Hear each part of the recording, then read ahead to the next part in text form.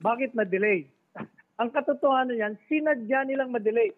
Yung nangyari sa 2 buwan na nakatenga, yung 3 impeachment complaints sa loob ng Office of the Secretary General, sinadya yun. Ganon din ang pag-delay ngayon ng impeachment dyan sa Senado. Bakit kanyo? Natakot sila eh. Nayanig sila doon sa ginawang rally ng 1,800,000 Pilipino dyan sa Luneta, 1,000,000 din sa Davao, sa Iloilo, Bacolod, Pagadian, na kontra sa impeachment. Yan ang katotohanan dyan. Kaya yung mga legal argumentation, kalokohan lang yun. Ang katotohanan dyan, ayaw na nilang ituloy kasi delikado sila. Kasi pag pinuloy mo talaga yan, ang taong bayan na nagsabi na ayaw namin ng impeachment, political lang yan. Tigilan nyo na yan. Kaya magkakaroon ng pag-aalsa ang taong bayan.